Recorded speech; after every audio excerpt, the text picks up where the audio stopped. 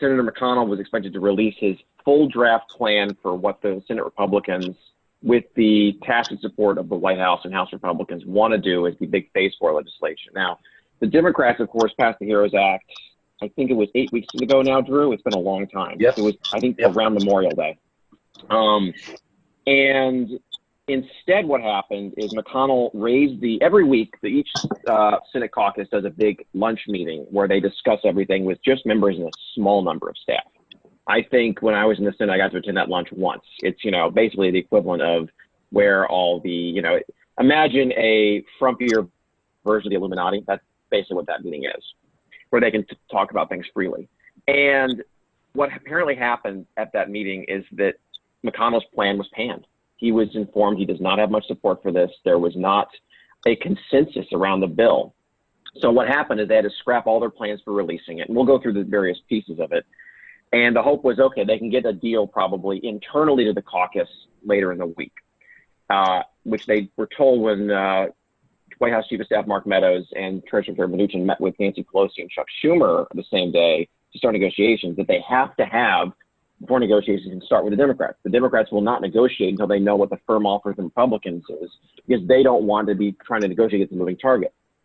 And what ended up happening is they just could not get a deal. So three things went wrong. One is that a lot of conservatives who are not up for election this year came out adamantly against not just the nature of what was in the bill, but any significant deficit spending.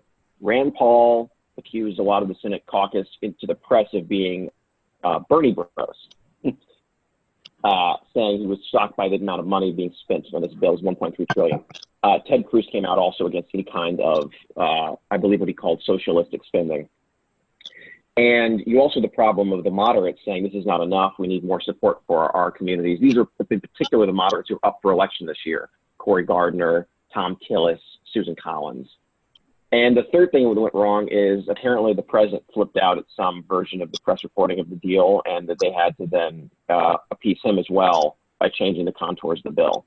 So the statement McConnell made yesterday is, we're going to aim to put out a plan next week. Now, in Washington parlance, when you say next week on a Thursday, that means I'm not saying it's going to be early in the week. Because if it was early in the week, I would say I'll put it out Monday. I'll put it out Tuesday. It means I hope to put it out Wednesday, Thursday, or Friday, but it could slip further. So basically, we're going to get into the very end of July, maybe into August, before we even see the GOP's bill. It's been dubbed in Politico as a fiasco. There's a lot of misunderstanding of how we got here, given that there were 2 months to craft this deal, and it's shocking people that we don't have anything resembling a consensus within the Republican Party on what they want to do after having so much time and as things are getting worse. As a result, there have been ideas kicked around of some kind of temporary extension of their unemployment insurance, but they can't even reach consensus on that because some people want to cut that entirely. Some want to move it to a fixed percentage of pay for each worker, and some want to keep doing flat amounts of money, though less than $600 a week. So it's a bad situation. What's in the bill is what we always expected. In particular, the liability shield waiver for businesses related to COVID. We knew that was coming. They want to do some kind of aid for schools. They think about $100 billion. Likely they'll aim not at distance learning as much, but maybe a little bit, as getting schools to reopen. They want to do initially some kind of direct payment to people, probably not as broadly spread as in the spring. So the previous one went to families with about $75,000 or $100,000 less in or less in income. This one would probably be aimed at families with $50,000 less in income, and probably a small amount of money, $1,200. Some kind of unemployment insurance, they said, extension they want to do. They have no idea, they admit, on what that's going to be or the contours of it. They're hoping to work that out over the coming days. There was discussion about doing a payroll tax cut. That got eventually moved to being a temporary deferral of employer payroll taxes. That has now been excised from the draft language.